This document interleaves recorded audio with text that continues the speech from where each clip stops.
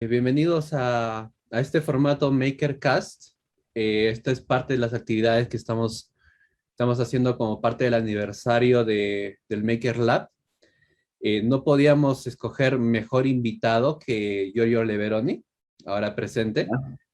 Conozco a Giorgio ya desde hace bastantes años. Hoy día va a ser más que una entrevista, una charla un poco informal entre ambos, compartiendo un poco, preguntándole un poco sobre su experiencia profesional, sobre este camino entre ser programador a ser ingeniero de software, donde nos va a compartir bastante información muy interesante. Así que bueno, lo primero sería, Iorio, cuéntanos, ¿cuál ha sido cuál ha sido tu camino a nivel profesional como ingeniero, como programador? Sí. ¿Cómo Sí, empezaste? Sí. ¿cómo empecé? Bueno, ya te conté la historia hace años, ¿no? Pero la Oh, repetiré. claro. Empecé creo que pequeño, empecé con Visual Basic a hacer aprender DirectX, aprender cosas ahí de DirectX para hacer juegos, aunque nunca hice nada en particular, pero era este interés de ir aprendiendo cosas de informática que me interesaban en ese tiempo. Por ejemplo, una de las cosas ahí que quería hacer en ese entonces era usar Maya, o creo que 3ds Max es lo más conocido para hacer modelos tridimensionales, pero bueno, todas esas pruebitas terminaron Recording in progress.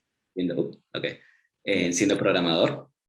Así que fue recién a los 13, sí, 12, pero creo diré 13 años, ¿ya? Donde mi papá me preguntó un día, ¿crees que es posible hacer este tipo de programa? Que era hacer algo que ahora es conocido como Google Street View. Nada más que estamos hablando de ya hace cuánto tiempo, hace 14 años. 14 años no existía eso. Es más, 14 años lo que era conocido como tecnología era Adobe Flash. Todavía HTML5, JavaScript existía, pero existían sus más básicas implementaciones. Y, y entonces ya, lo que yo empecé a hacer es algo así como Google Street View para fotógrafos profesionales, en la cual él era en ese entonces, que querían hacer fotos tridimensionales. No como Google Street View, que es en cualquier parte del mundo, sino en ese tiempo esa comunidad lo hacía para museos, hoteles, cada, eh, estadios, cosas ahí de interactivas que la gente pueda conocer. Y no existía ningún software, una aplicación que alguien pueda instalar y fácilmente generar eso, ¿no? Así que lo único que existía era una aplicación, no una aplicación, una línea de comando, un tipo de librería, y lo que empecé a hacer fue hacer una aplicación, una interfaz que tuviera a eso como motor. Y ya me tomó un mes en hacer la versión más básica. Todavía me acuerdo que una vez que lo lancé, alguna tecnología llamada Adobe R en ese entonces, no tenía una Mac para probar que mi aplicación probara funcionar ahí, porque Adobe R ahí era una tecnología que con Flash en ese entonces podías hacer aplicaciones para Windows, Mac y Linux al mismo tiempo. Ujú. Y me acuerdo de que tuve que comprar mi primera Mac, una Mac Mini ahí ese tiempo PowerPC, todavía ni siquiera era Intel.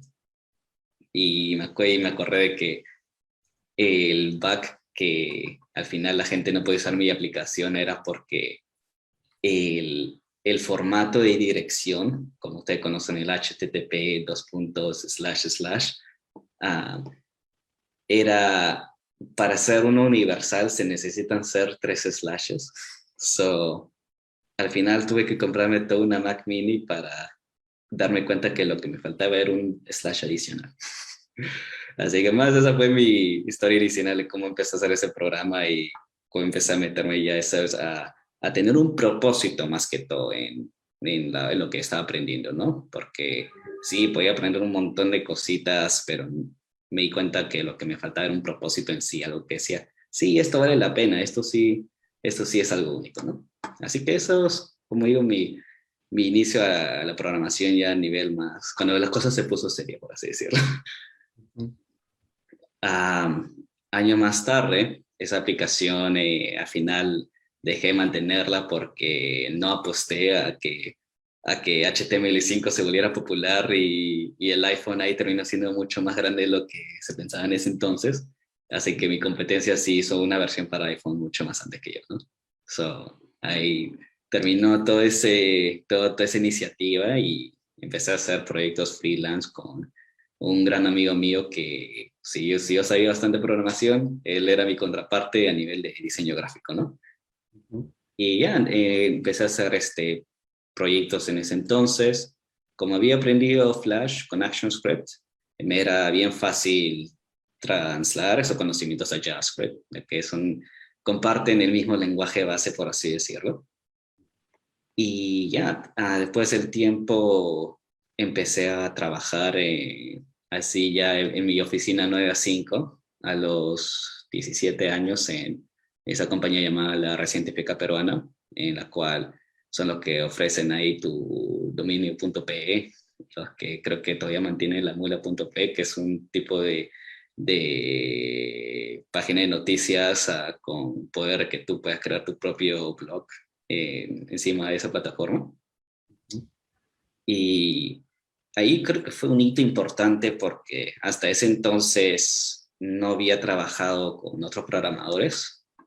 Um, y creo que eso es justo lo que esta entrevista va a ser, que es la evolución entre mi filosofía, mi perspectiva sobre lo que yo quería aprender o lo que yo entendía sobre qué es lo que tengo que hacer para ser un mejor programador, ¿no?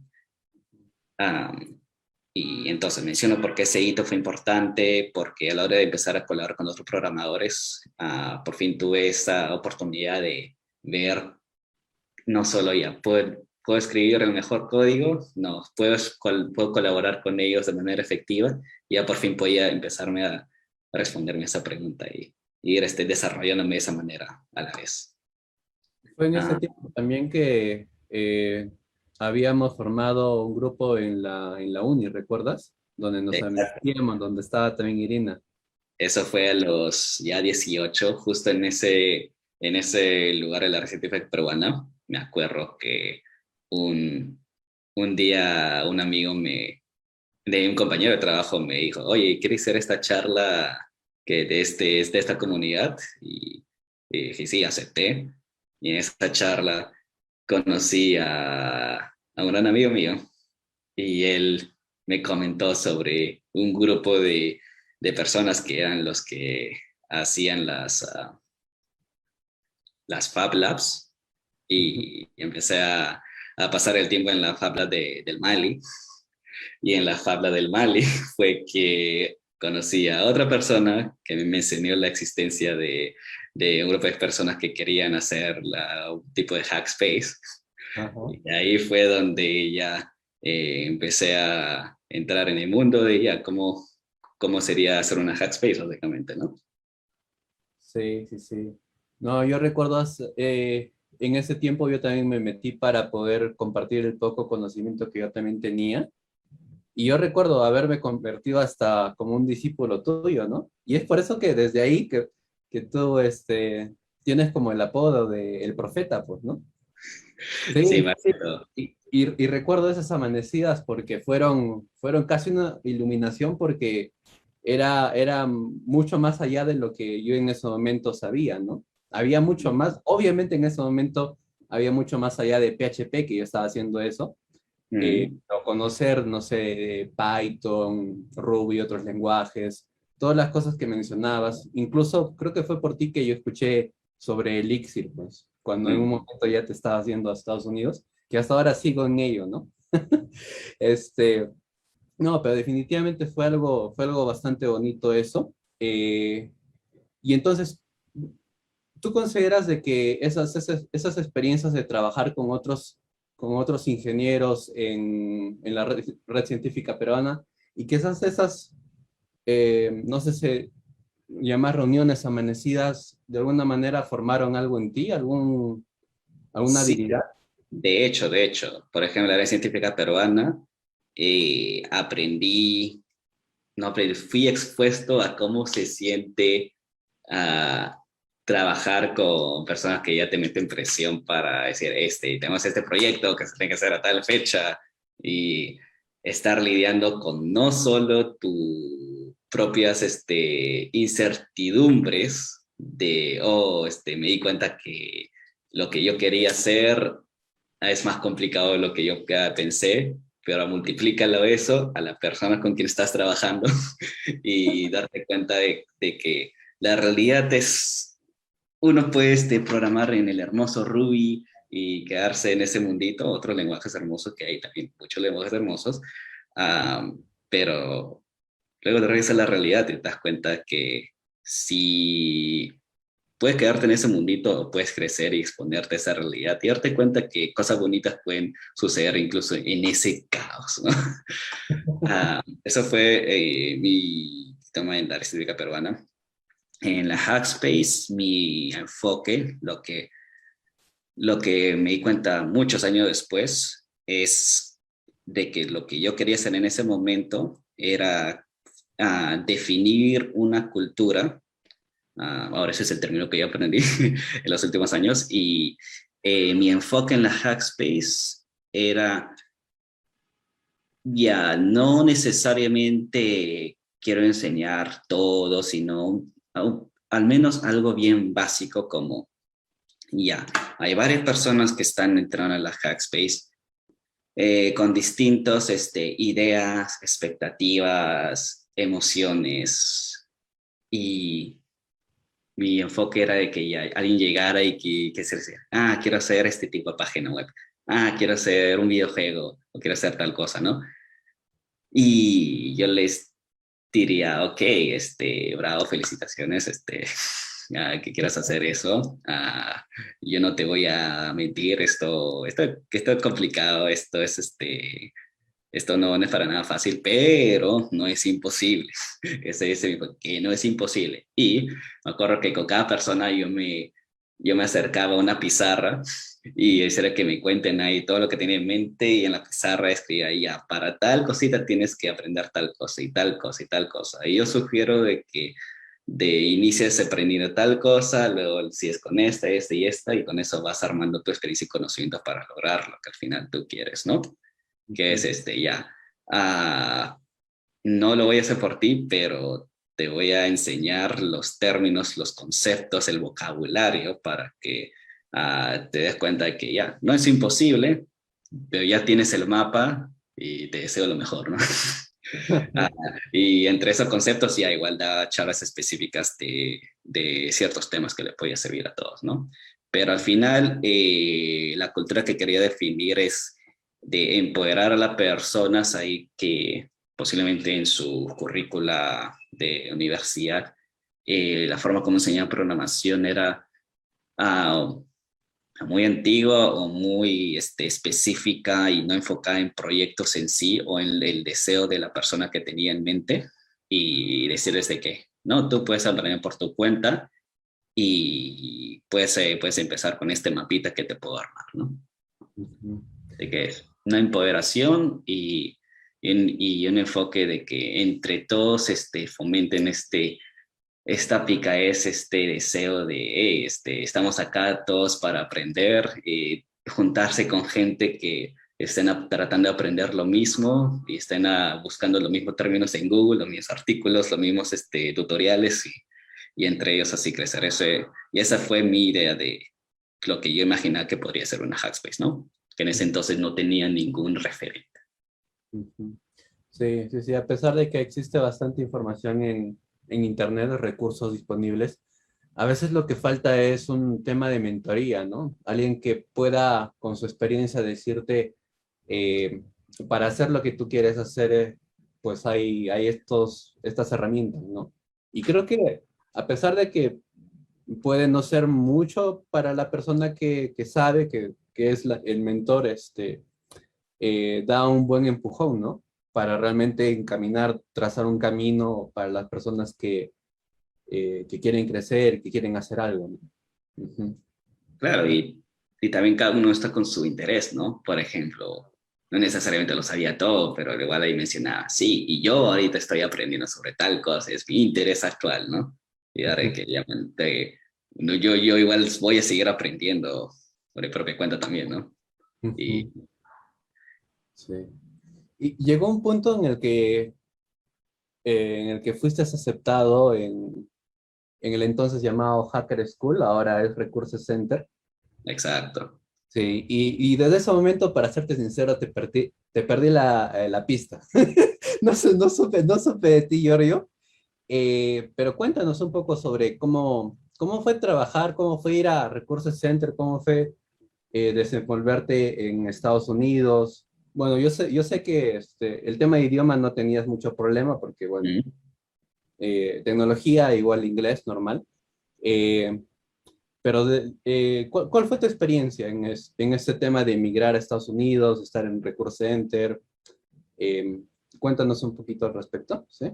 Sí, y bueno, es cierto, porque en ese tiempo sí me perdí. Ahí, no solo tú me perdiste, yo me perdí solo. Ah, pero para empezar, ¿qué es el Record Center? Porque eso es lo que repite hasta la gente que cree Record Center. No es un bootcamp, ahí no te enseñan absolutamente nada. Y es que el Record Center como un experimento social. Te imagínate los fundadores ahí con sus batas ahí en blanco, detrás de escenas, viendo cómo suceden las cosas, porque lo que hacen es invitar a varios programadores apasionados de todas partes del mundo y los invita para una estadía de 3 meses en Nueva York, para que al final junten a todos esos programadores en un solo espacio por 3 meses, se sienten sus sillitas en la esquina y ven qué pasa. Eso es lo único. Eso es el Record Center. Encima de todo eso, invitan a varios programadores bien célebres alrededor del mundo, fundadores de varios lenguajes de programación, de uno que definió las últimas cosas de inteligencia artificial, y ya, en general, programas conocidísimos para que te quedes una semana con ellos y empiezas a aprender de ellos o meterte en el proyecto que ellos están haciendo, ¿no? Al Ujú. final es eso, es el meterte a varios proyectos. Y mi realidad con la Hacker School fue chocante porque ahí me di cuenta que mientras mi obsesión de consumir todo conocimiento de programación sí crecía de una manera, me di cuenta que en realidad requería mucho más que eso para hacer lo que quieres, porque creo que sí pasé mucha parte del tiempo, como mencioné en mi historia de programación hasta ese entonces, tuve esta dinámica de enfocarme bastante en qué es lo que tengo que hacer para lograr tal cosa. Ya sea cuando colaboraba con mi papá en ese entonces para esa aplicación, o cuando hacía proyectos freelance para otros, o cuando trabajaba en la red científica peruana, que es una dinámica que no me permitía realmente desarrollar el punto de, ya, sé todo de programación, pero ¿y qué hago con esto? ¿Qué hago con este conocimiento? ¿Qué proyecto se me puede ocurrir? ¿Qué propósito me impulsa a hacerlo, no? Y ahí me di cuenta de que había gente en la Hacker School que también tenían muy pocos meses de experiencia en programación, pero hacían proyectos súper locos porque al final su actitud ante la vida era bien distinta, o provenían o su identidad como persona era mucho más de solamente ser bueno en programación. Venían de otras carreras bien distintas, unos eran artistas, otros ahí habían literatura, otros eran economistas, y Wow. cada uno traía consigo mismo sus experiencias de la vida o su enfoque de su carrera y lo mezclaban con programación para hacer un proyecto, mientras que yo como que ya tengo programación, pero no sé con qué mezclar. Exacto, Ah, exacto. Ajá. Así que mi estadía en la Hacker School me enfoqué más en, por lo menos tenía una regla, que era no quiero hacer absolutamente nada de desarrollo web, ya que, ya que creo que era un buen ambiente para probar todo tipo de cosas, ¿no? Y Ujú. ahí sí me metí a varios proyectos ahí de otras personas ahí que hacían ahí inteligencia artificial o hacían ahí de hardware. Me acuerdo ahí de un proyecto bien loco que alguien estaba haciendo con su Arduino, a inyectarlo mediante otro dispositivo que ya me olvidé el nombre ahorita, pero Ujú. hacía de que automáticamente detectara el cartucho que se metiera en una Super Nintendo Ya.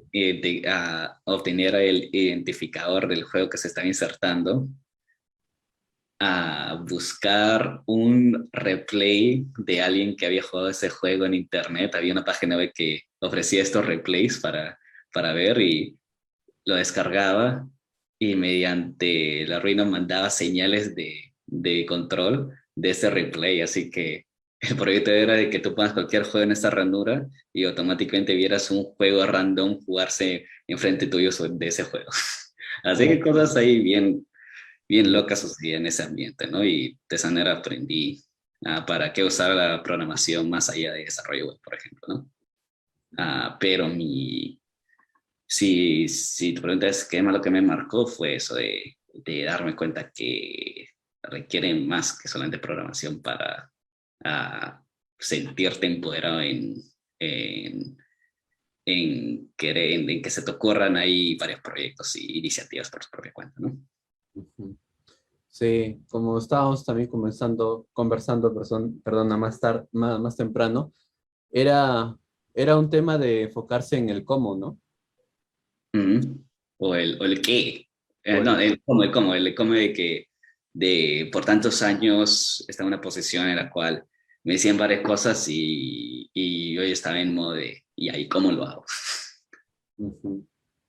Y no tanto tener un espacio ambiente en el cual ahí tenga que pensar, ¿y qué es lo que tengo que hacer?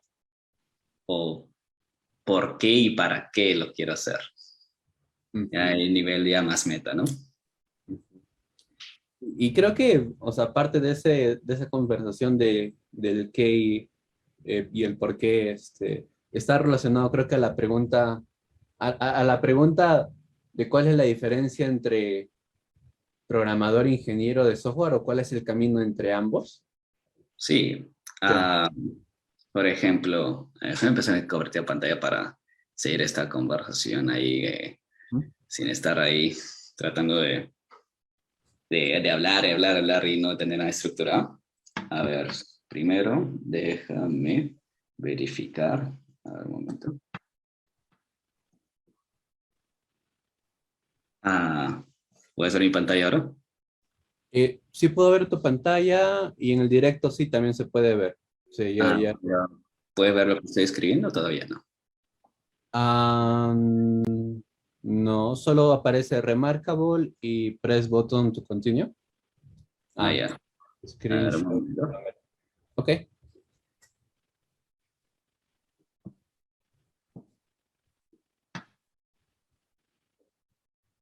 Ok, y ahora sí creo. Listo. Déjame compartirlo, ¿no?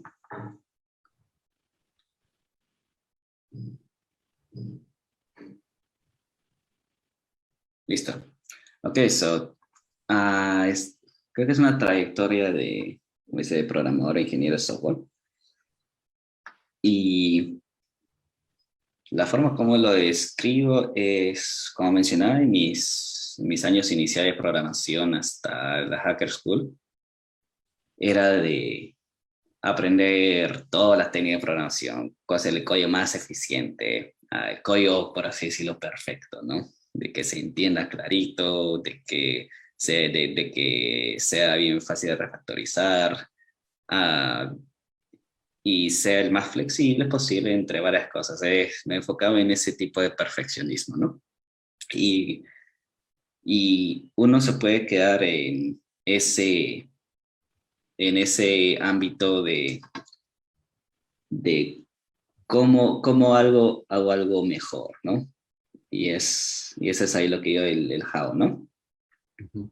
Um, Y suceden algunos problemas cuando te enfocas en eso, que uno no considera el factor tiempo ni el factor económico a la hora de hacer un start, un proyecto, lo que sea, lo que quieras, ¿no? Ujú. Y hay, como digo, otros ámbitos que ayudan en ese sentido de lidiar con ese factor tiempo y dinero.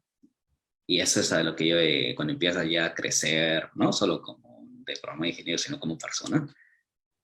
Y entonces va este desarrollo de profesionalismo, en la cual en varias empresas uno empieza como junior, ¿no? Y creo que eso no será alguien de que acaba de salir de la universidad y empieza a tener su primer trabajo como programador. Y es alguien que yo digo que su nivel de desarrollo es de commits de GitHub. Si es que espero que la gente que esté leyendo esto o esté en este video chat ahí entiende el concepto, que son pequeños núcleos de código que uno va guardando en el desarrollo de su proyecto, cada uno con su mensaje diciendo, esto es lo que contiene este conjunto de código, ¿no? Ujú.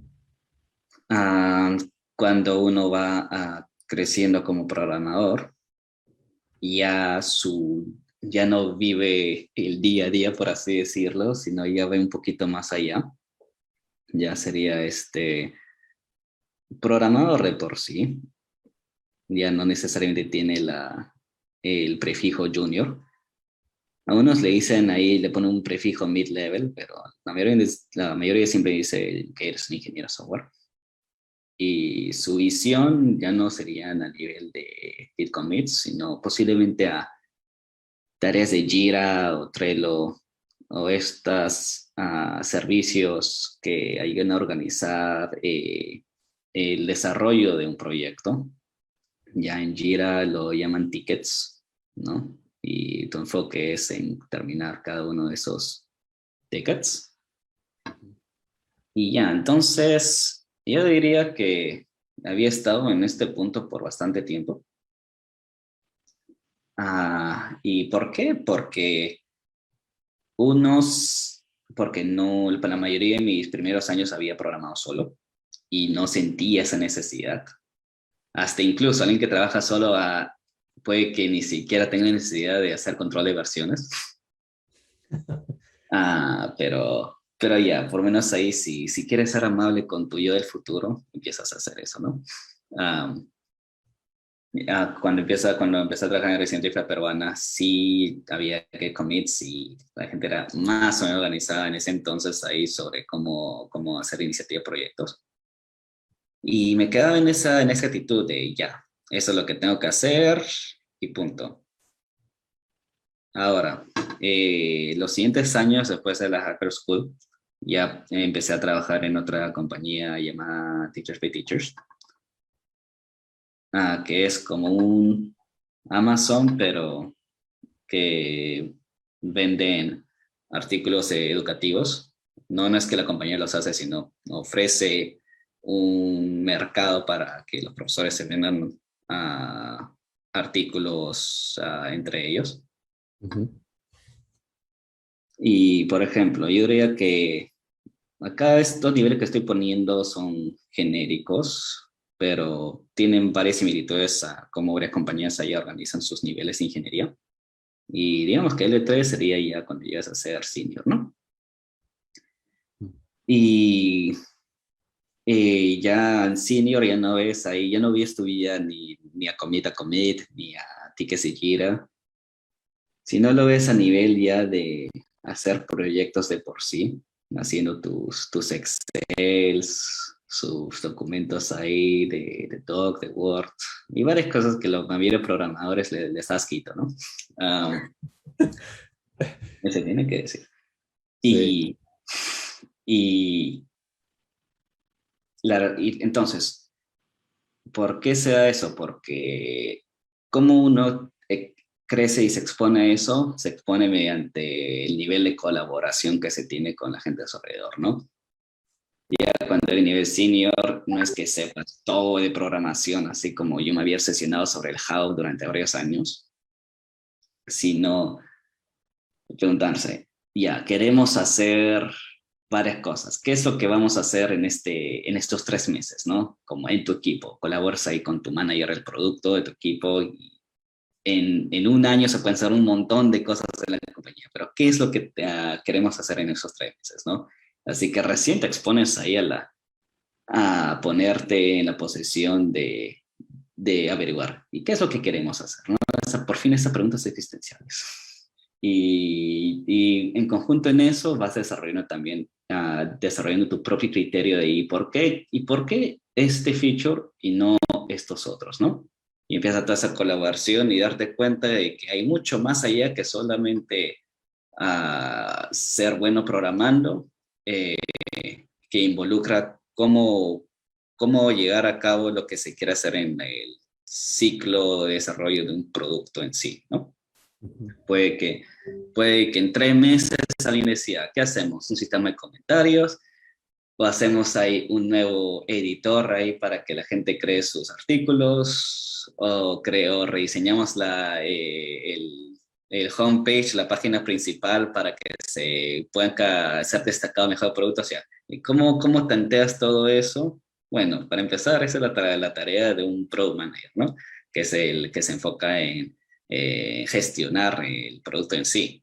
Pero el programador, el ingeniero ya en ese punto es el que colabora y ayuda a tantear hay 3 posibilidades y empiezo a hacer distintos documentos de Word, detallando la factibilidad de cada una de esas iniciativas, el impacto que cada una de ellas podría tener a nivel de negocio, a nivel de finanzas, a nivel de nuevos usuarios, y es justo eso, es dar tu opinión como ingeniero y de otros sombreritos más, incluso cuando no es tu trabajo, para colaborar y dejar en claro qué es lo que se quiere hacer, ¿no?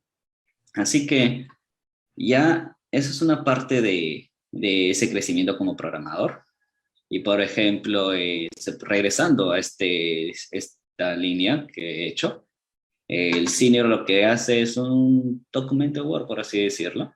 Y de ese documento Word, el senior genera varias tareitas de Jira o Trello, lo que usen.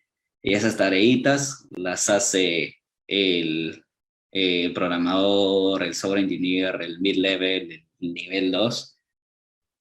Y el L1 el junior hace sus commits pequeños en base con esas sus tareas. El L2 le hace code reviews. El L3 chequea que el L2 ha hecho los tickets de la manera que era esperada, o colabora con el L2. Con el L2 se da cuenta de que la tarea que ha sido asignada en realidad no está tan clara, o parece que se ha planteado el proyecto mal, ¿no? Así que es una colaboración interesante entre cada uno de estos niveles. Así que creo que de esta manera se puede dar más en claro el cambio de roles, que no es un simple ascenso. Fuiste ascendido porque haces ahí los commits de manera rápida, ¿no? Bien eficiente. No, sino de que ya el nivel de enfoque, las escalas se vuelven más y más grandes, ¿no? Ujú. Y bueno, sigo siguiendo. Luego está, por ejemplo, el L4, que sería el nivel de proyectos, pero ya a comparación del L3, que posiblemente el ingeniero senior, si su proyecto hace el proyecto en base al equipo en donde está. Ahora el L4 hace proyectos que involucran a múltiples equipos, y ya su enfoque decía, ¿cómo hacemos para que este proyecto se pueda lograr, este proyecto que dure 3 meses? Y en esos 3 meses hay varios hitos. ¿Y cómo hacemos de que varios equipos colaboren en distintas etapas de esos ciclos y no terminen teniendo conflictos, ¿no? Porque ya el ingeniero junior programador junior su experiencia puede ser conflictos de de commits de Git, que lo malo, lo que la gente puede ser más expuesta, pero ya a este nivel, tu nivel de impacto es de que el conflicto no sea a nivel de commit, sino nivel de equipos que están tratando de realizar y que se dé a cabo el feature, el proyecto que quieran hacer, ¿no? Ujú. Y ahí va creando cada uno de estos, esto es una línea de tiempo de impacto, por así decirlo. Así que el impacto de Junior es a nivel de commits, el impacto del L2 es a nivel de task de Jira, el impacto del 3 es de proyectos a nivel equipo, el del 4 es a nivel de proyectos ahí de múltiples equipos, digamos que el 5 ya sería impacto en no múltiples equipos, sino a nivel de todo el equipo de ingeniería en sí de la compañía. Y ya el L6 ya sería el que está encargado de por sí, no es que su impacto sea ese, sino de que es el que está encargado de generar las ideas a nivel de ese departamento, ¿no? Por ejemplo, alguien que sea L6 a comparación del L1 podría ser. El L1 lee un artículo sobre microservicios y diga, hey, ¿por qué no hacemos microservicios, no?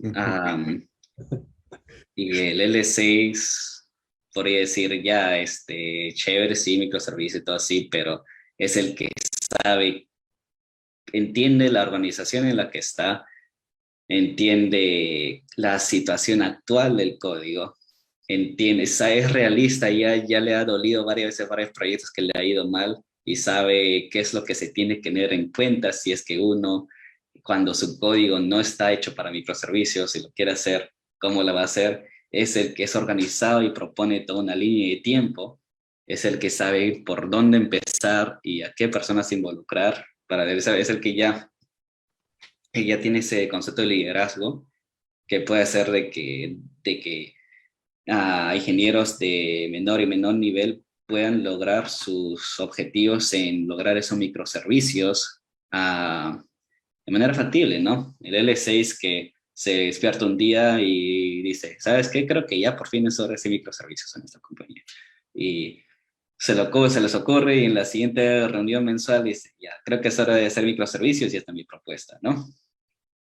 Y el L5 se va a enfocar en ya, chévere tu idea, déjame ver cómo podemos hacer esto de manera que yo pueda supervisar y, y asegurarme de que cualquier problema que encontremos en el desarrollo de esa migración de microservicios, ahí se dé. Y el L5 ya provee pautas ahí de pequeñas iniciativas para mover microservicios al L4. El L4, cierto, por ejemplo, puede que alguien necesite migrar ahí y hacer como una pequeña prueba que es mover una partecita a un microservicio, ¿no? Y haces ahí ya se lo da el L4 para que haga ese experimento con varios equipos y luego de ese experimento le da varias tareas al L3 para que el L3 cree otro documento en la cual ya este microservicio es el que se quiere hacer como primero y este microservicio va a tener cuatro features, ¿no? Cuatro responsabilidades. Y a mí me han asignado definir ahí cómo será la primera responsabilidad, ya sea migración para esa parte de ese nuevo microservicio, ¿no? Así que escribo un documento de eso, genero las tareas de Jira ahí que involucran en lograr eso, y el L2 las toma, las hace, y hace el core review y se dedica en hacerlas bien. Y le da al Junior ahí para colaborar y el Junior hace los pequeños git commits, ¿no? Y claro, en todo este línea de tiempo, ya sí, al final el L1, el L2, el L3 ahí programan, siguen programando, pero solo de que el L4 también puede programar, el L5 también, pero es que cada vez ahí es más coordinación, más liderazgo y cada vez menos código, porque cuanto más creciendo te das cuenta que sí, tus habilidades del how, tus habilidades del how después de lo más en programación, te das cuenta que sí, puedes aportar de esa manera, pero te das cuenta que tu nivel de impacto, el nivel que puedes aportar más a mayor escala, en realidad es más que ser bueno en definiendo qué es lo que se tiene que hacer y el por qué. y desarrollas esa parte es la que realmente te hace crecer de una manera bien distinta, y te hace ser alguien que no, puedes tener todo el conocimiento de programación del mundo, pero si no sabes cómo priorizar el qué y el cómo, no puedes desarrollar una idea más clara del producto que sé que quieras hacer. No importa si lo quieres hacer solo o varias personas, es algo que se aprende y creces. Y ya, con eso puedo explicar cómo la perspectiva en la cual varias compañías ven el crecimiento de un programador a ingeniería a este punto, yo diría yo, que es a nivel de impacto. Y el impacto que puedo describir es algo claro como el de Gilcomets, como Gira, proyectos a nivel equipo, proyectos a nivel de múltiples equipos, proyectos a nivel del todo el equipo de ingeniería y el que propone las iniciativas ahí a largo plazo del equipo de ingeniería de por sí, ¿no? ¿Alguna pregunta hasta ahí? Sí, sí, Diego. ¿Desde qué punto tú consideras que, desde qué nivel, desde qué tipo de responsabilidades uno ya se podría considerar como ingeniero? Y en tu experiencia personal, ¿cómo fue quizás en tu caso esa transición? ¿En qué momento tú dijiste, ya soy ingeniero, ya dejé de ser programador? O sea, pregunto si fue algo, no sé, en base a un hito, te dijeron ya eres ingeniero, o sentiste que en base a tus conocimientos tú dijiste, bueno, ya quizás no tengo tal como posición, pero el nivel de mis responsabilidades ya me convierte en un ingeniero. No sé. ¿Desde qué punto tú crees que ya uno, dentro de esta escala de niveles, uno ya es ingeniero? Y ya, eso sí, bien subjetivo. Yo diría que a nivel GES pues se podría ver eso, ya que ya, ya el uno y el 2 es hacer cosas ya más del día a día, en el caso de commits o de semana a semana, no se diría en tareas de Git, sino a nivel de, ahí ves, ahí defines el feature de por sí que se tiene que hacer, lo pones en nivel de proyecto que tiene inicio y fin. Y cosas ahí que no mencioné hasta ahora, es que en programación creo que uno se puede quedar, como dije, el nivel de how de ya, ¿y cómo hago este feature? Y lo implemento y ya se acabó, listo. No, pero a nivel proyecto colaboras y empiezas a ver cosas como tener virtud de, ¿y cómo sabemos de que funciona, no? Por ejemplo, a la hora de escribir tu proyecto, puedes empezar a pensar de forma de, ¿y qué tipo de pruebas podemos saber ahí ya desde ahora que se tendrían que hacer para corroborar de que se ha hecho lo que habíamos puesto como visión, ¿no? Ah, Otra cosa sería cómo podemos saber de que el feature funciona a nivel de métricas, ¿no? Cómo definir métricas de si están haciendo clics de tal manera, cuántos errores ahí se están generando por hora en base a ese feature, cuánta es la subida a nivel de CPU o de RAM que ha tenido este feature. Ya esto es como a nivel, ya empiezas a ver métricas, ¿no?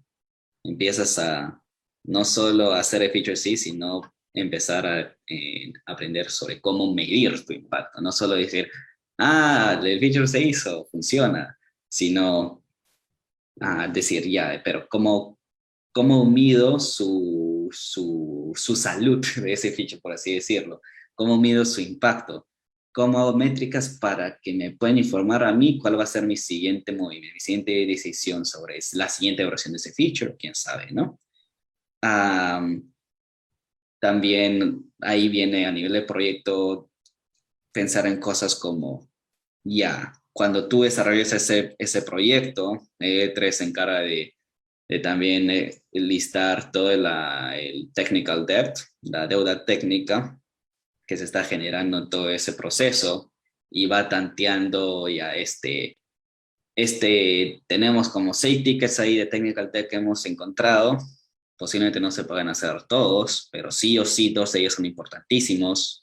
Lo priorizas y es estar expuesto a eso de hacer ese tipo de decisiones con métricas, con cosas que se pueden medir, con conversaciones que se hacen, donde ya uno puede ejercer ese acto de ingeniería que es no solo hacer feature en sí, sino hacer esas decisiones de qué hacer y qué no hacer, o qué hacer ahorita, porque es qué cosas consideras urgente de ahorita, y digo, cosas ahí que puedas decir, ya, esto puede esperar hasta las siguientes 2 semanas, ahí con más calma, ¿no? Am, Otra cosa es, en el desarrollo, darse cuenta de que hay errores que lamentablemente se van a tener que lanzar, pero se está haciendo de manera consciente, para comunicar con el equipo de Quality Assurance que está probando que tu feature funcione, comunicándote con el equipo de soporte al cliente de tu compañía y decirles, hey, estamos lanzando esto, funciona de tal manera, sabemos que va a haber ese tipo de errores, así que si cualquier cliente va a empezar a quejarse de eso, inmediatamente comuníquete con nosotros y vamos a colaborar para hacer eso. Todo ese tipo de estar expuesto a eso. Y uno puede decir, pero lo único que quiero hacer es programar. Bueno, puedes hacer eso, pero esa actitud de no lo de escribir líneas de código a ver el propósito de escribir líneas de código para hacer un proyecto, es que te cuenta que ya quiero realizar este proyecto y yo como ingeniero no es que tenga que aprender a diseñar o aprender a hacer marketing o aprender, no estoy diciendo de que tengas que aprender todo, sino saber cómo colaborar de manera efectiva para que se logre el desarrollo de ese proyecto, ¿no? Así que esa es mi opinión subjetiva de por qué ya a nivel L3, cuando ves el proyecto en sí, cuando estás encargado del proyecto en sí, ya estás expuesto a ese tipo de decisiones que tú tienes que hacer, ¿no? ¿Hasta ahí todo claro? Sí, sí, sí. Ya, bueno, ¿y con qué podemos seguir después de esto? A ver, a ver, pues entonces tú defines que más, Hay una pregunta en el Facebook. allá, ¿sí? Eh, ¿Qué pros del aprendizaje no tradicional, o sea, de este tipo de aprendizaje que has visto en el Hacker School, consideras que serían necesarios incluirlos en el sistema formal? Am, Eh, con, bueno, con aprendizaje no tradicional, yo imagino que se refieren a bootcamps, afuera de la Sí, universidad. Ajá. sí, sí, lo que ocurre que ahora eh, el sistema formal es sumamente estructurado, ¿no? Y es difícil pasarlo a un nivel completamente abierto. Pero ¿cuáles serían los prioritarios, lo prioritario que podríamos incluir en un sistema de aprendizaje no formal? y ya, ahí sí es un tema mucho más filosófico. Exacto, pero tú dijiste al principio que en realidad detrás de todo esto lo más importante es la filosofía y por lo que estoy escuchando, ¿cómo asumes tú cada etapa por la que has pasado de programación? Implica un cambio de perspectiva de tu parte, ¿no?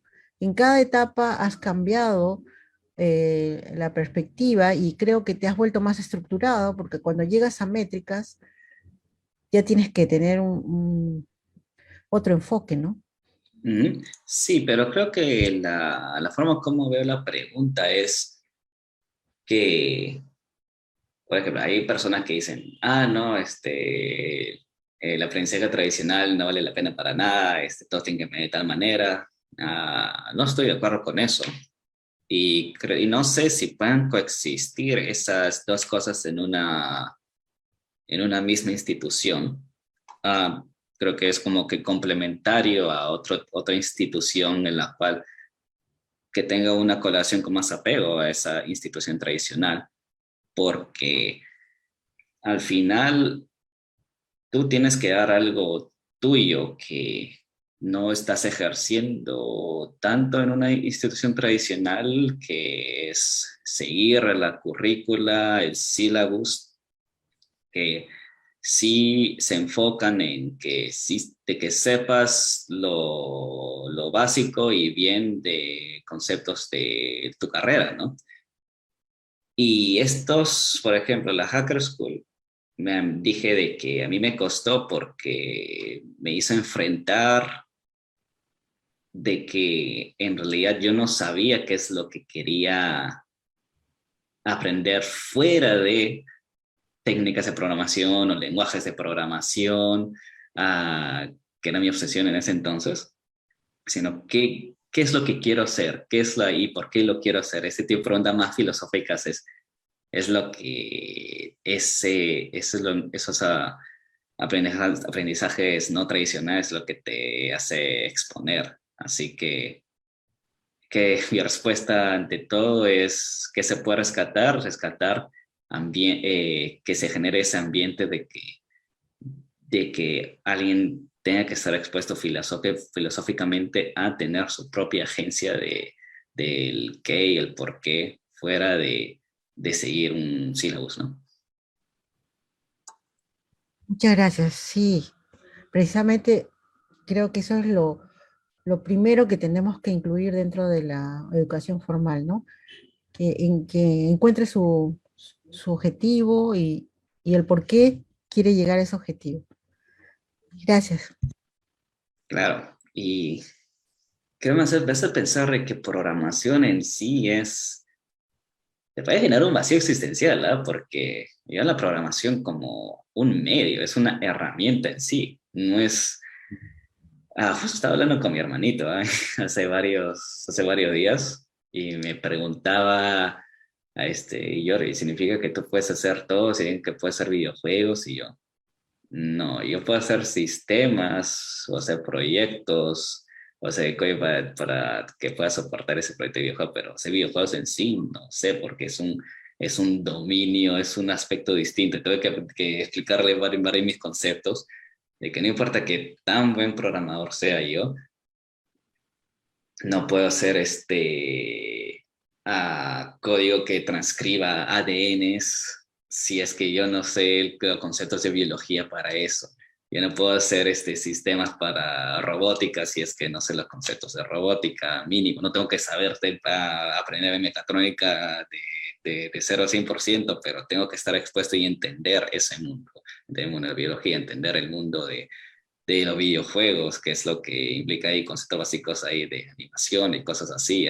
Y cada uno es un ámbito, creo que el concepto más técnico es un dominio en sí, en donde la programación es una herramienta. Y si alguien se enfoca tanto en la programación, es enfocarse en ser muy bueno en esa herramienta, pero tu razón de ser es exponerte a qué quieres hacer con esa herramienta. Así que por eso es importantísima la colaboración. No con otros programadores, aunque tienes que hacerlo, pero con otros aspectos de la vida, fuera de la universidad, si de nada te interesa la carpintería, si te interesa la música, el arte, al final es eso, cómo vas a crecer como persona para que tú estés expuesto a ese punto filosófico de qué y el por qué, y sientas esa iniciativa tú misma de encontrar un propósito de algo que sí vale la pena, porque no es algo de que simplemente tenga que repetir y pasar, ¿no? Como lo que me pasó a los 13, donde aprendí programación, pero no sabía a qué aplicarlo, y fue donde mi papá me mencionó esa idea, y yo me dije, sí, esto por fin no es una simulación, no es una práctica, pues sí, sino es algo por fin auténtico, que yo lo veo como que ahora sí tiene propósito mis habilidades de programación, ¿no? Una consulta, Giorgio, y dentro de este crecimiento, ¿qué tanto influye la cultura de las empresas donde uno trabaja, ¿no? Eso sí, nos estaba hablando de eso antes. Ah, Hay varias cosas ahí que una organización puede o no puede hacer. Hay organizaciones tradicionales, por ejemplo, en las cuales su departamento, déjame escribirlo mejor acá, su departamento de ingeniería y su departamento de, quién sabe, diseño,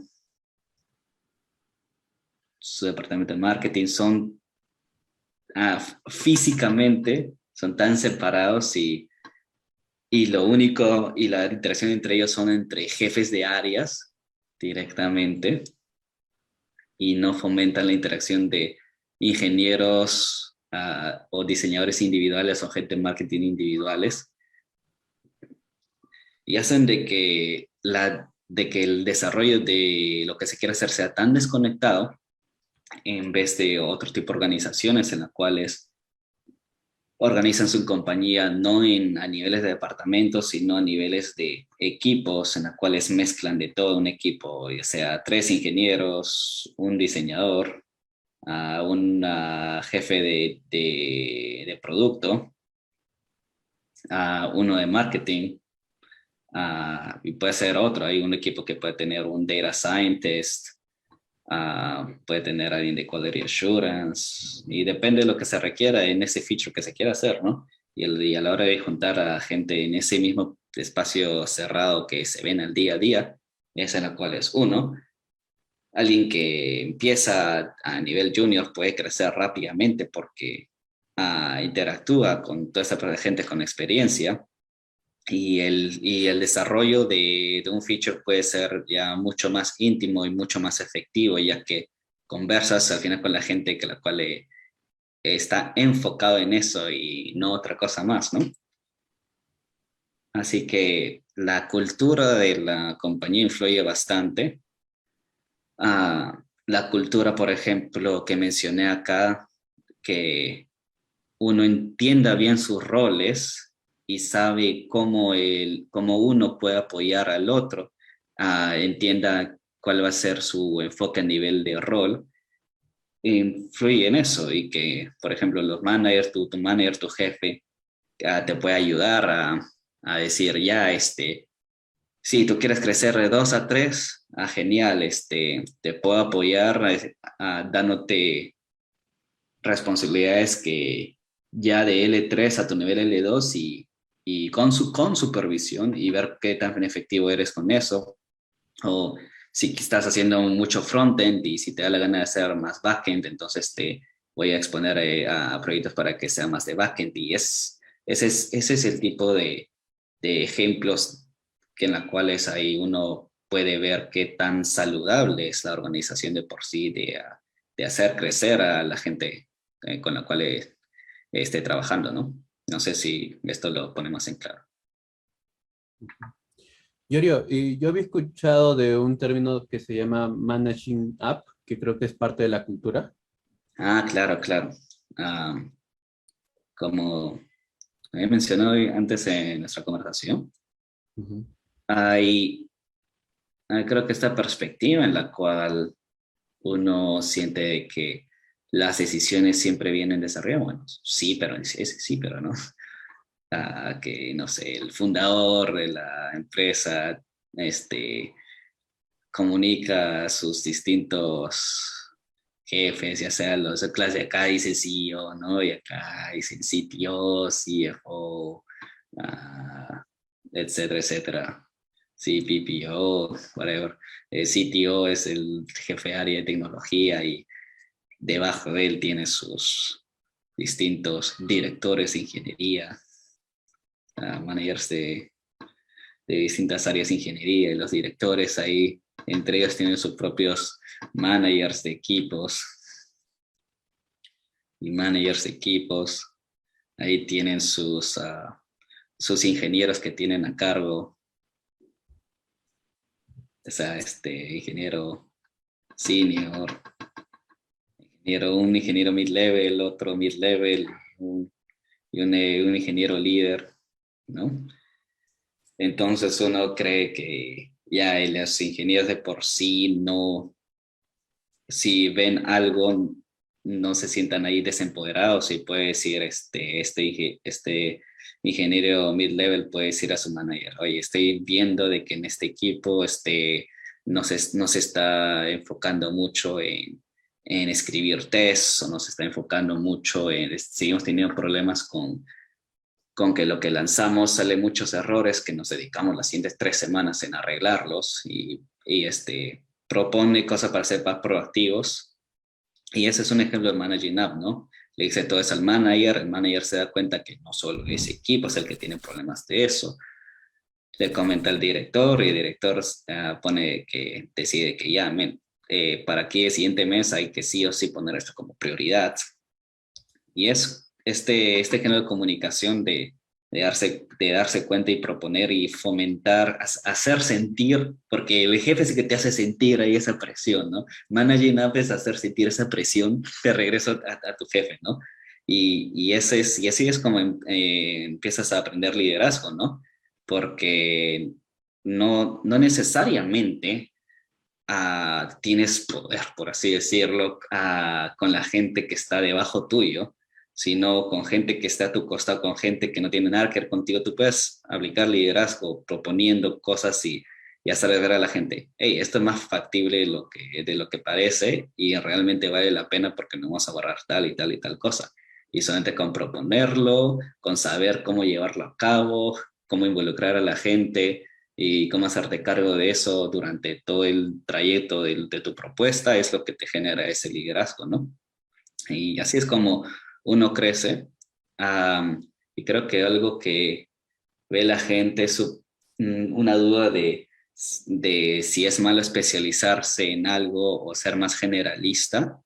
Ah, Creo que en mi perspectiva, por ejemplo, si quieres ser data scientist, por ejemplo, y te quieres quedar como data science y no quieres ser generalista, mi respuesta es que sí, está bien. No necesariamente tienes que ser generalista, no tienes que aprender otro concepto más. Pero lo que sí, para ser un mejor data scientist, tienes que saber colaborar con más personas, colaborar con más data scientists, no solo más data science, sino con ingenieros, con gente de marketing, gente de finanzas, sí. Saber no es que tienes que saber de finanzas, sino saber cómo ser efectivo en esa colaboración en la cual y a generar ese nivel de liderazgo sin tener que ser generalista. Ese es mi punto. Giorgio, pero tiene que tener una característica especial ese equipo de trabajo o ese manager para que le dé la apertura a un ingeniero de medio o un ingeniero senior para acercarse y decirle, hey, esto está mal. Exacto. O tiene que haber mucho tacto del ingeniero para acercarse al jefe. ¿Cómo está evolucionando eso? Me imagino que hay una cultura organizacional, ¿no? Sí, todo depende de la compañía. Es interesante porque hay varias compañías ahí que tú desde afuera tú dices, oh, súper chévere, hacen proyectos súper chéveres y les va bien, ganan bien, siguen creciendo. Y luego aplicas a trabajo como ingeniero en esa compañía y en ese entonces te das cuenta de que en realidad es todo bonito desde afuera, pero desde atrás hay un caos que nadie se da cuenta, ¿no? Así que por ejemplo, para conseguir trabajo es mucho más saludable, por así decirlo, de empezar de tener contactos o conocer, preguntar a ingenieros que trabajan en esa empresa para que tengan la versión verídica. Y, por ejemplo, la pregunta clásica que se hace es, en inglés ahí diría, like, how's the culture at that company? ¿Cuál es la cultura en esa compañía, no? Porque creo que la palabra cultura mm, es más comúnmente empleada ya cuál es la cultura de tal sociedad, la cultura de tal país, la cultura de tal región, pero no, en realidad también existe, la cultura se puede dar a nivel organizacional, ¿no? Y esta pregunta me pareció bien confusa al inicio de qué se refieren por cultura. Existe el concepto de cultura en una compañía y sí, sí es que, y puede una cultura implícita o una explícita, y cuando es implícita es de que te lleve toda la deriva y genere este tipo de cosas que tú dijiste, que la gente no se siente segura en decir o no decir tal cosa, porque varias cosas son implícitas y no ves a nadie con la asertividad de decirlo.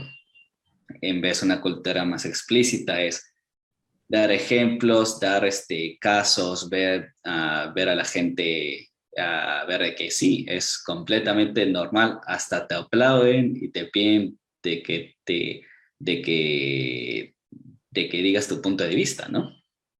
Así que lamentablemente no te puedo decir qué está bien o qué está mal, porque al final del día, a la hora de conseguir trabajo, esa es la pregunta que se tiene que hacer. Fuera de la pregunta de pagan bien, de que los ambientes son buenos, ofrecen desayuno, café, en realidad lo más importante Es que te para dejen mí, crecer, que te dejen crecer, que te dejen convertirte en un verdadero líder, ¿no?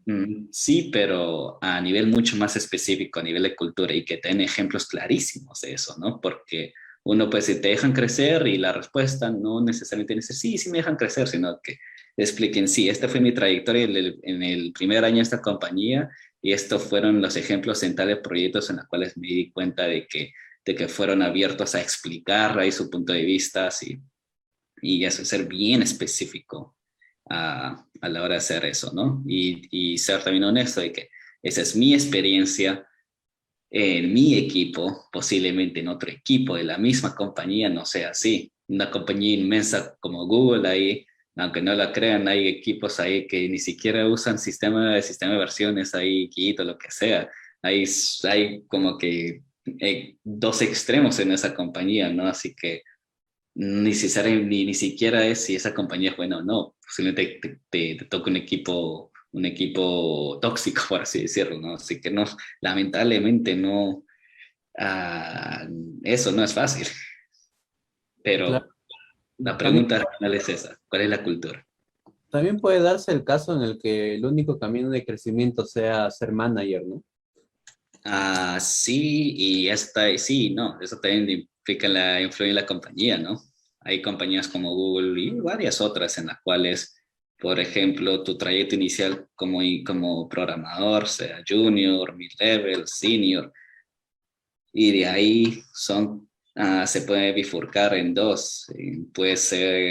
Ah, puede ser senior 2, puede ser staff, puede ser director, o puedes empezar a ser manager, puedes ser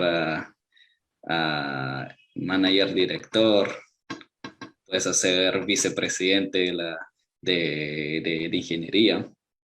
Y de esa bifurcación pueden tener exactamente el mismo nivel, solo de que en manager tú ves los problemas a nivel de personal, de personas que están a tu cargo, en vez del nivel técnico que puedes ir creciendo y tu enfoque es en proyectos ahí que involucren varias personas, pero no ves el problema a nivel de personas, sino a nivel de ese proyecto es complejo y esa es la forma que propongo de coordinar varios equipos, ¿no? Y ese tipo de cosas no necesariamente son de management, son de liderazgo y eso es lo que y puedes programar y tu enfoque, la forma como piensas puede seguir siendo programación. En vez del manager se enfocaría en roles como ya este equipo necesito contratar a un ingeniero backend porque el que tenía se acaba de ir a la compañía o veo de que mi equipo no se está tomando el tiempo en en descansar, hacen tres proyectos a la vez y no le está yendo bien, así que es ver, es encargarse de la gente y, y así hacer que el equipo sea efectivo. En vez de la ingeniería puedes hacer varias otras cosas que involucran a la gente de por sí, pero es siguiendo todo el proceso de ingeniería al final del día, ¿no? Así que no es beneficioso entrar a una compañía que tenga este tipo de bifurcación porque Creo que hay un término bien conocido que lamentablemente ahorita no recuerdo el nombre, que es el de, que es el de cuanto más uno lo ponen de ascenso, más empieza a desconocer el tema y termina siendo ineficiente. Ah, lamentablemente no me acuerdo el nombre de por sí. Pero al final lo que quiero decir es que sí es más saludable una compañía que ofrezca oportunidad de que el siguiente paso no siempre sea el de ser manager, ¿no? Sino de crecer como ingeniero, pero ya a nivel de impacto que lo acabo de plantear aquí, ¿no? De que aquí este es un crecimiento donde no necesariamente termina siendo manager. ¿Hasta ahí todo claro? Sí, sí, sí, por mi parte sí. Hay una pregunta desde Facebook que creo Irina también lo ha compartido. ¿Existen libros que todo ingeniero de software debe de haber leído? Bueno, es una pregunta bien general como todas, ¿no? Sí. Bueno, yo tiendo a varios a libros filosóficos, pero, a ver, estoy asumiendo de que ya hay varios libros sobre conocimiento de programación de por sí y personas que terminen como yo hace muchísimos años que se obsesionan bastante en programación y se lean todos los libros ahí de O'Reilly, de todo tipo de lenguajes y cómo quieren crecer fuera de eso. Ahorita estoy tratando de recordar uno muy bueno, pero lamentablemente no se viene a la cabeza. Ah, Creo que el libro de SRI de Google, ¿dónde está? Sí. A ver, el chat. Ah, SRI.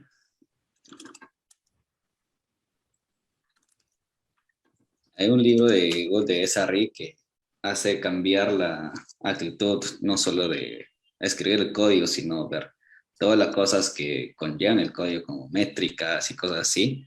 Y es creo que un buen ejemplo cómo, de cómo cambiar tu perspectiva y hacer más ya por fin ingeniería que programación de por sí, ¿no? Luego el otro libro, déjame recorrer el nombre. Sí.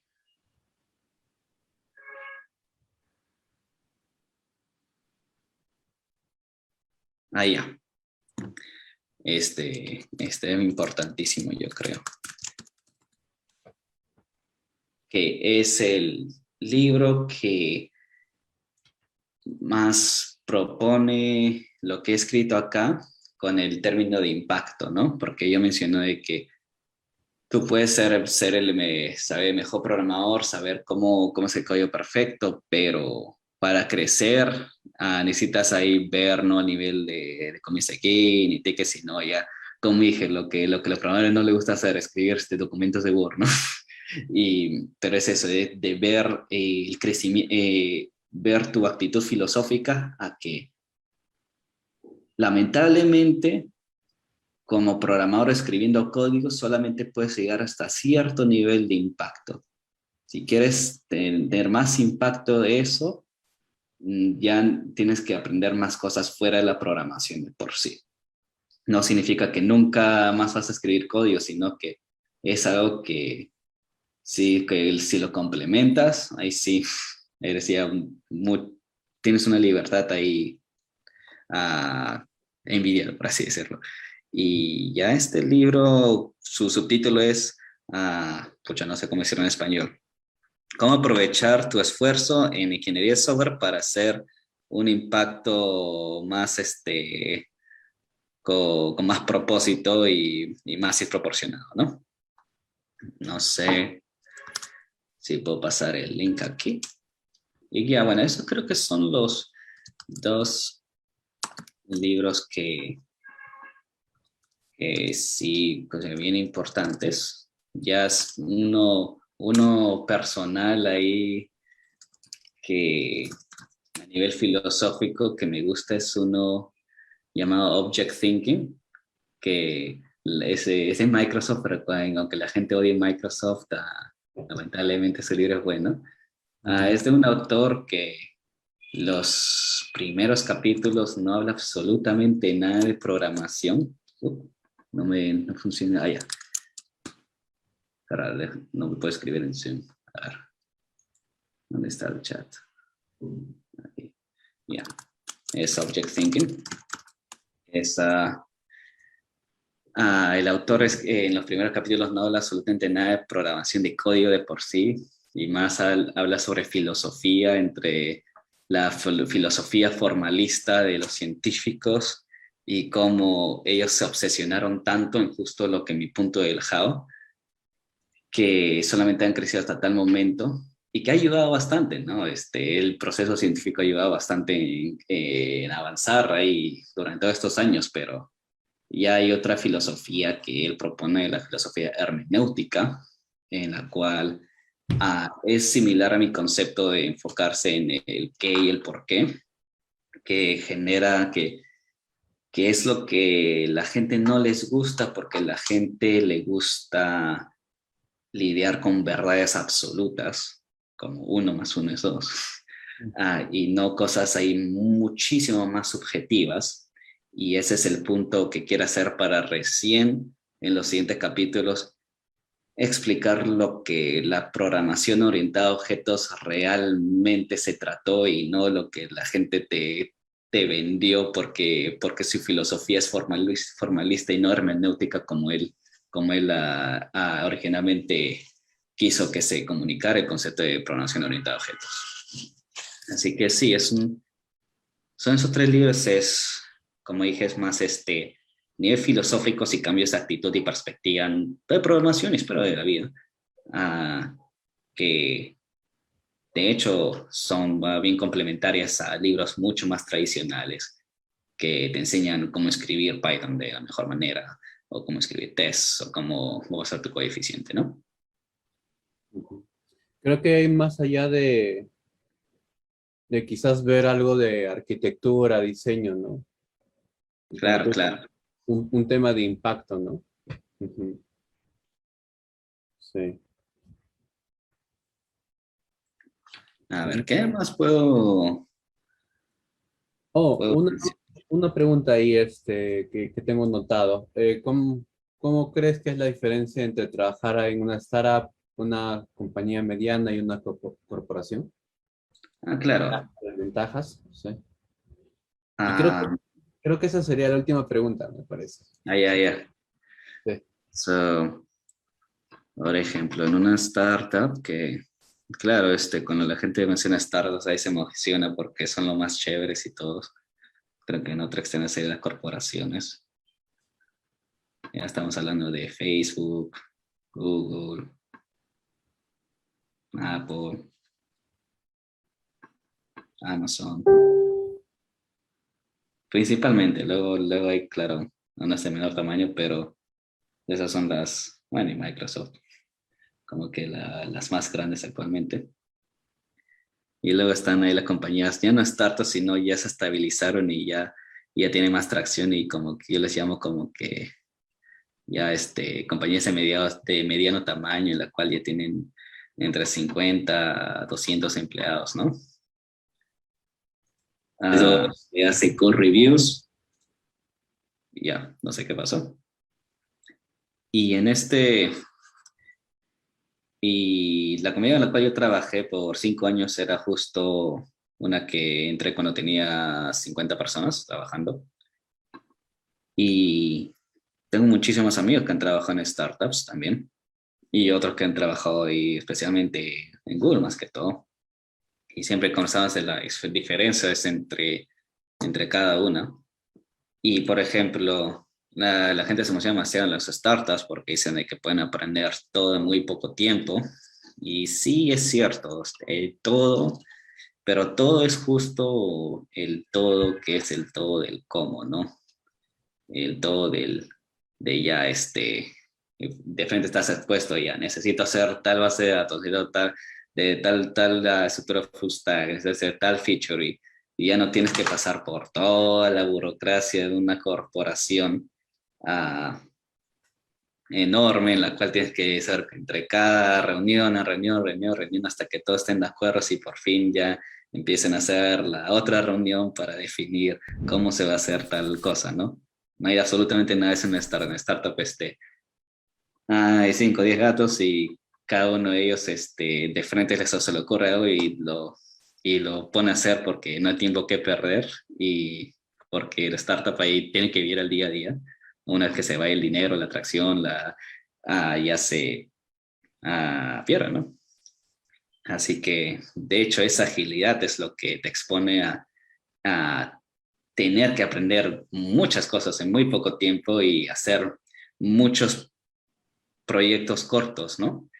Y claro, tú creces porque en la cantidad de proyectos y experimentos que haces, ¿no?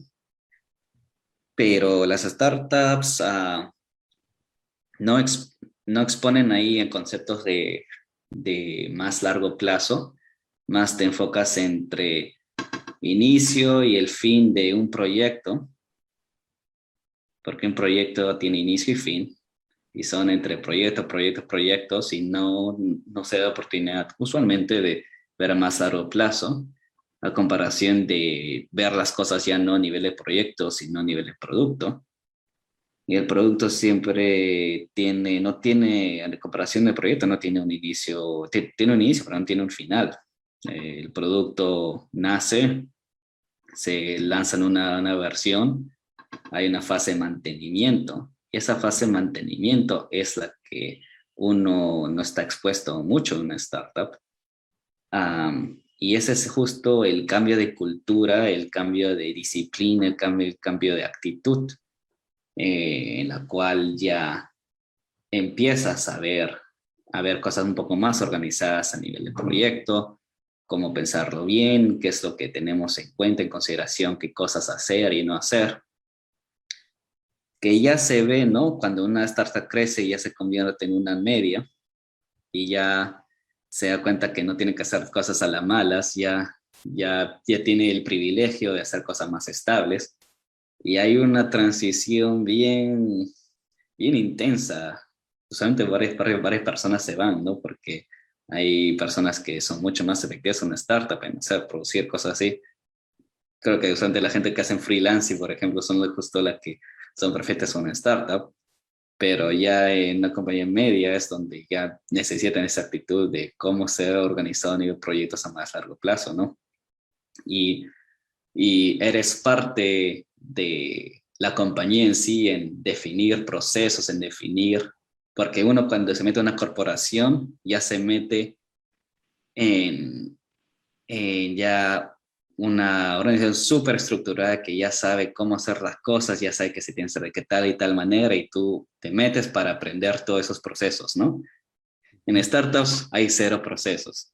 En la compañía media tú te metes y estás ahí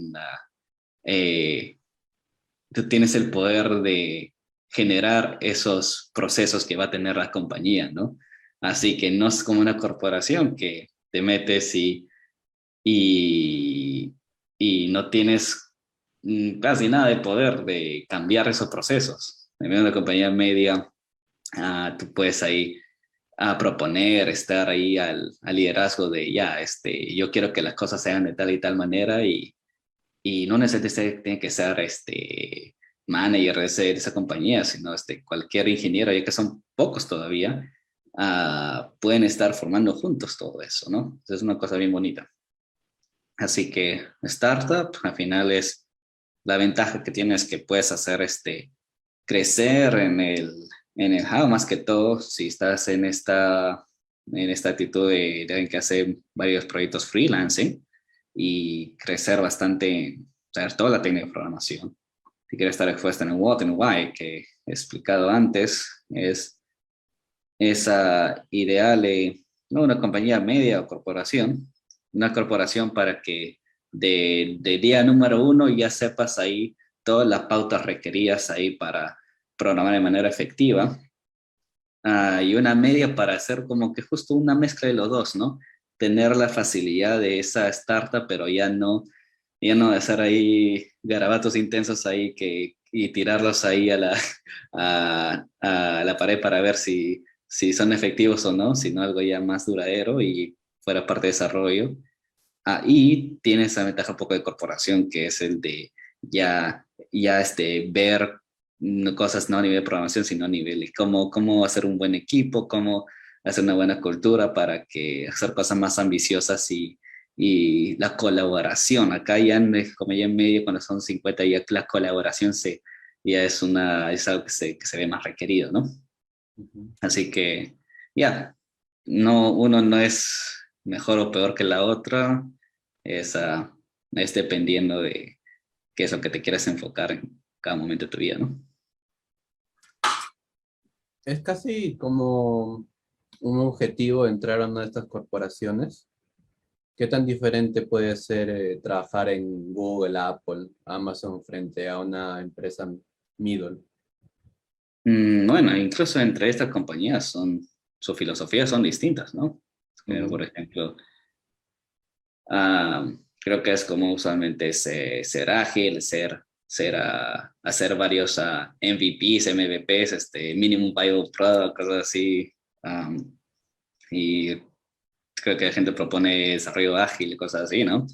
Y lo ven eso como bueno, pero la cultura de Apple es distinta. No ves a Apple haciendo microversiones, ¿no? Apple se toma su tiempo, pero cuando lanza algo, lo lanza así súper, súper, súper, súper pulido, ¿no? Y ese es un ejemplo de una cultura distinta. Tú puedes decir, eso es malo, eso es bueno. No, no es así de simple, es ver ya, eso le funciona a Apple para tales cosas. Posiblemente a Apple no le funcione eso para otras iniciativas, pero para lo que se ha metido, eso es lo que le funciona, ¿no?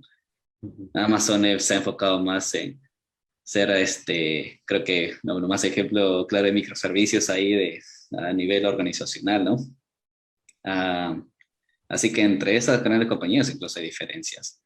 Y en Metals hay al inicio Uber, no sé si bien se conoce Airbnb, Ujú. WhatsApp. Sí, no estamos hablando ahora, pero cuando sí la gente llegó a conocer, todavía estaban ahí en tamaño mediano y tiene esa flexibilidad. Cada uno también tiene sus culturas, ¿no? Hay una, hay una imagen acá que quiero compartir de una compañía que se llama Buffer, que sí, he escrito un artículo y tiene sus opiniones de cuál es la línea de tiempo, el desarrollo de un programador junior al nivel máximo. Y Ujú. no es una compañía, una corporación, es una compañía middle y ya tiene por lo menos estas pautas claras para que ayuden a sus empleados en entender cómo encajar en todo eso, ¿no? Así que hay compañías y hay compañías, no se puede generalizar, pero por lo menos esto sí es más certero lo que acabo de explicar entre las diferencias entre todos estos tipos de tamaños de compañías. Ujú. Genial, genial. Creo que no hay más preguntas al respecto. Ha quedado solo una pregunta en el tema de los libros. Alguien Mm, sugirió el tema del libro Clean Code y la mm. pregunta sería, ¿qué opinas de ese libro, Clean Code? Ujú. Yo digo que, bueno, primero ese libro es de, ¿cuántos años tiene ese libro? Primero es el querido Bob C. Martin, que todos lo aman. Am, y este libro ya, ¿de qué año es? Ah, no, creo que tiene revisiones, pero bueno, 2008, creo. es, no, yo creo que se dio el dentro, o creo que me estoy confundiendo de otro, ¿no? Ah, pero bueno, sí le he dado una ojeada hace tiempo y sintetiza bastante bien las filosofías de programación de Martin, ¿no? Pero como dije, es parte de los libros que se enfocan en el how, que no digo de que sea malo, sino de que es malo si es que uno se enfoca solamente en ese ámbito, ¿no? Pero como un buen enfoque en el how, sí digo de que lo hace muy bien. Creo que eso sí se puede complementar con uno llamado The Pragmatic Programmer. Ah, claro. Ujú. Así que creo que hacen buen dúo. Qué raro, 2008 me que era más antiguo. Pucha, ya 13 años más tarde. Ah, no, sí, tiene razón. Ah, ya. ¿Eso sería todo entonces? Sí, creo que no hay más preguntas al respecto. Sí, no sé si Irina, ¿tienes alguna pregunta? Eh, sí, o sea, algo chiquito nomás, contaste que tienes muchos amigos que han estado en startups y también en corporaciones, pero ¿has conocido a alguien que se ha ido del middle a la gran corporación? ¿Y por qué crees que se fue? Ah, usualmente pasa de que en una startup primero puedes crecer muy rápido, ¿no? Y lo que hacen varios es que se meten en una startup primero y crecen rápidamente de,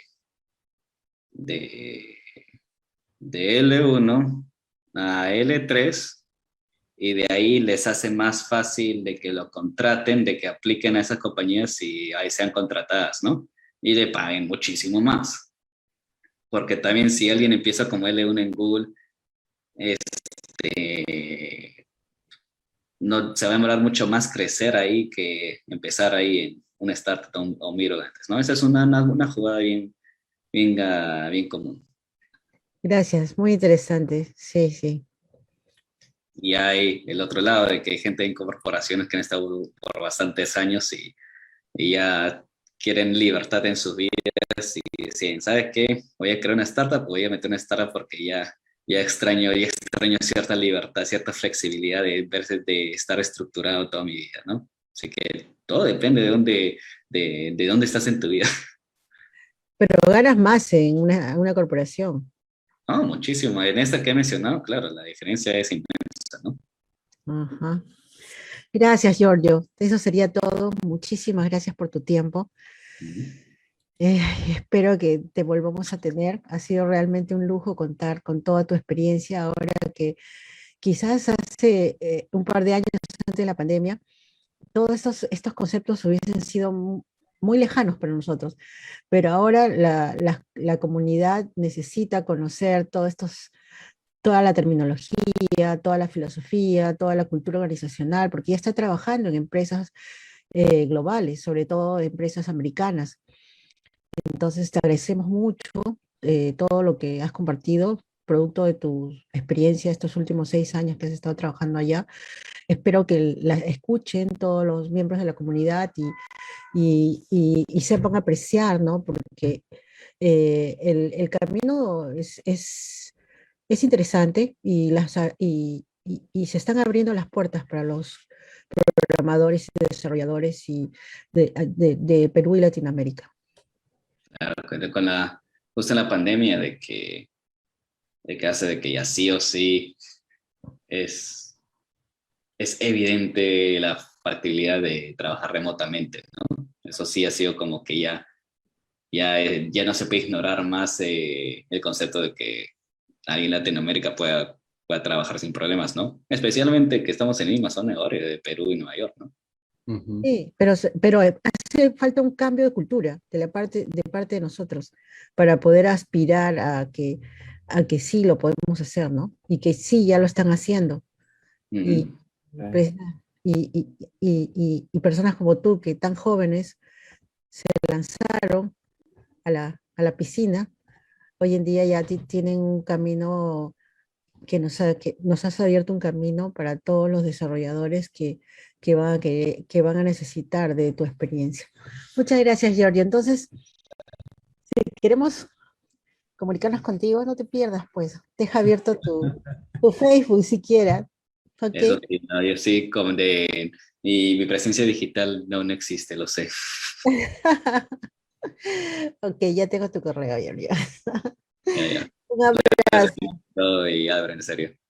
Genial, genial. Un Ah, abrazo. un último anuncio. El próximo viernes 17 de septiembre va a estar con nosotros Gustavo Picón, que es el popular Tabú, ingeniero de software en Twitch, pythonista, hacker, autor de ronderos.pe.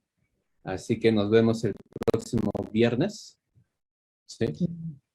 Y bueno, eso sería todo, ¿verdad? No se lo pierdan, porque nos dirá cómo es Twitch por dentro.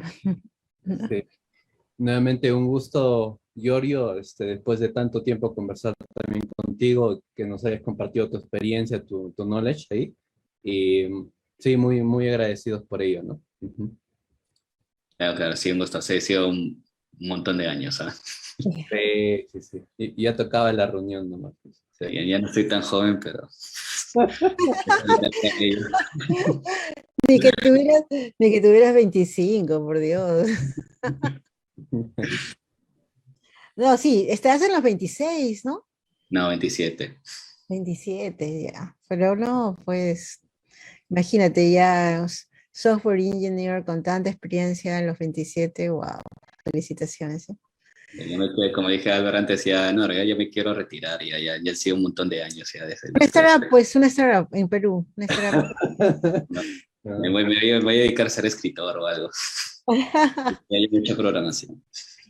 Ya has ganado mucho también, has ganado mucho seguro. Bueno, para relajar un tiempo sí, Ya. pero eso es justo lo que pasa cuando te metes a escuchar filosofía, donde ya te empieza a cuestionar y te dices, ¿y todavía sigues queriendo ser programador? Ese es un problema, tampoco mucha filosofía, ¿no? No, escribe, genial, si escribe, genial, genial. No es malo salir de la, ¿cómo decir? De la caja y ver otros. Al final, como decía Giorgio, como programación es una herramienta, ¿no? Que puede Exacto. utilizar para otras cosas. ¿Y por qué no buscar otras cosas eh, en que, eh, en que gustar, ¿no? Sí. Ujú. Hacerlo. Ujú. Ahí sí será ya tipo para mi charla ya filosófica de por sí, pero otro día. Sí. Cuando gustes, las puertas del MakerCast están abiertas para ti, Giorgio. Ya, y Gracias. espero que cuando abran ya sí le pueda dar una visita al menos. Ay, sí, ¿cuándo será? Esperemos que el 2022, esperemos. Ya. Bueno, así, un abracito ya.